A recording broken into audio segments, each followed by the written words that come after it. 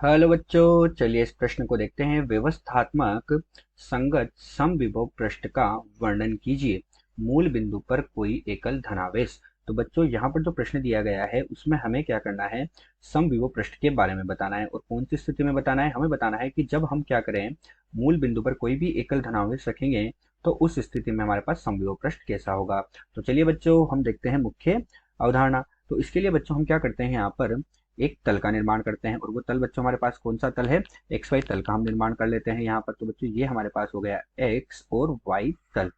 तो ये हो गया बच्चों हमारे पास क्या, एक्स हो गया, और ये हो गया बच्चों हमारे पास वाई हो गया। तथा मूल बिंदु पर यहाँ पर बच्चों हम एक धनावेश रख देते हैं। तो हम यहाँ पर मूल बिंदु पर एक धनावेश रख रहे हैं इस तरह से।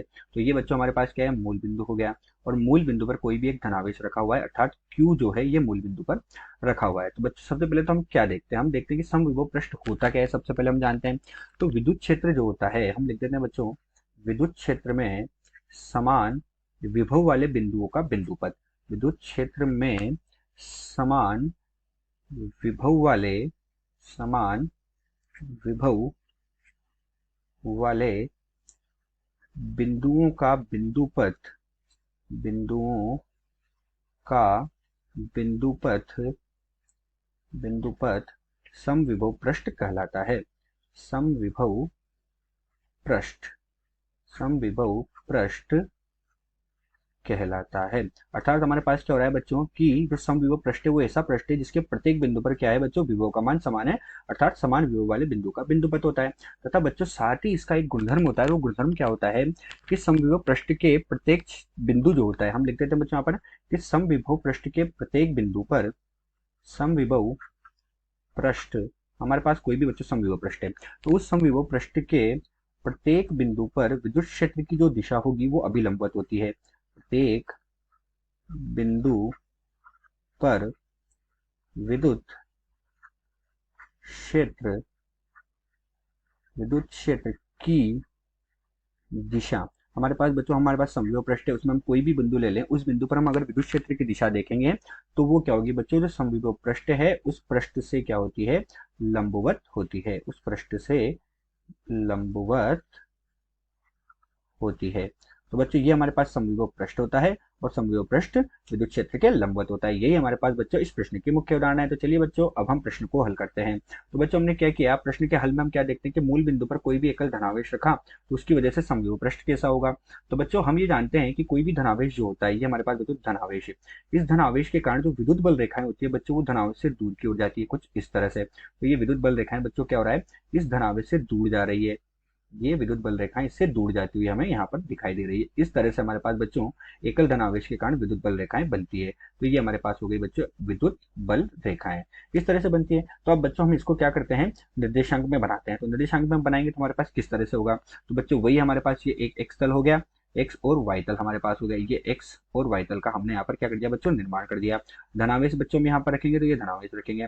अब इसके कारण बच्चों हम विद्युत बल रेखाएं निकालते हैं यहाँ पर। तो इसके कारण हमारे पास विद्युत बल रेखाएं कैसे निकलेगी, मूल बिंदु है, मूल बिंदु से विद्युत बल रेखाएं कुछ इस तरह से निकलेगी बच्चों हमारे पास, क्योंकि ये क्या होगी बच्चों, दूर की ओर होगी। तो ये एक विद्युत बल रेखा, इसी प्रकार दूसरी विद्युत बल रेखा, इसी प्रकार बच्चों क्या होगा तीसरी, इसी प्रकार चौथी। तो ये विद्युत बल रेखाएं बच्चों क्या हो रही है, बाहर की ओर जा रही है कुछ इस तरह से, ये विद्युत बल रेखाएं जा रही है।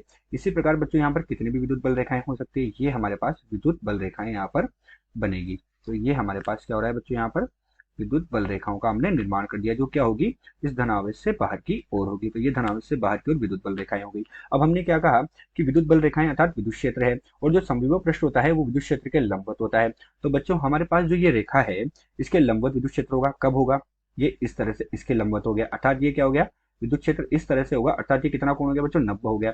इसी प्रकार बच्चों यहाँ पर होगा, इसी प्रकार यहाँ पर होगा, इसी प्रकार इस पर होगा, अर्थात प्रत्येक रेखा पर ये क्या होगा बच्चों, इसके लंबवत होगा इस तरह से। तो ये यहाँ पर समविभव पृष्ठ इसके लंबवत होगा, लंबवत होगा तो बच्चों ये किसका निर्माण करेगा, एक गोलीय कोष का निर्माण करेगा। इस तरह से हम यहाँ पर गोलीय कोष का निर्माण देख सकते हैं। तो ये यहाँ पर बच्चों क्या होगा, एक गोलीय कोष जो होगा उसका हमारे पास क्या हो जाएगा, निर्माण हो जाएगा। तो ये हमारे पास बच्चों यहाँ पर एक गोलीय कोष का हम निर्माण कर देते हैं, कुछ इस तरह से हमारे पास एक गोलीय कोष का निर्माण हो जाएगा। तो ये बच्चों हमारे पास इनको मिलाएंगे और इनको मिलाने पर बच्चों हमारे पास क्या होगा, एक गोलीय कोष का निर्माण हो जाएगा। तो इस प्रकार हमारे पास बच्चों क्या होगा, एक समविभव पृष्ठ बनेगा। ये गोलीय कोष का निर्माण हो गया। बच्चों ये सकेंद्रीय गोले भी हो सकते हैं, क्योंकि ये सब जगह हमारे पास क्या होगा बच्चों, लंबवत होगा तो प्रत्येक जगह ये लंबवत होगा, तो ये हमारे पास सकेंद्रीय गोले भी बन सकते हैं कुछ इस तरह से। तो हम यहाँ पर सकेंद्रीय गोले भी बना सकते हैं।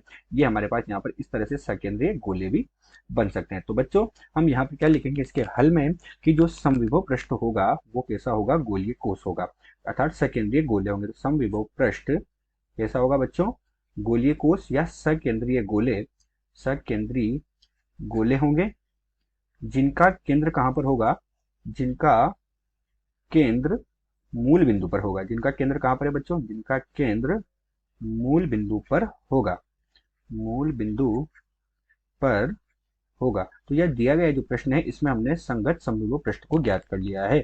आशा करते हैं दिया हुआ प्रश्न आपको समझ आया होगा। धन्यवाद।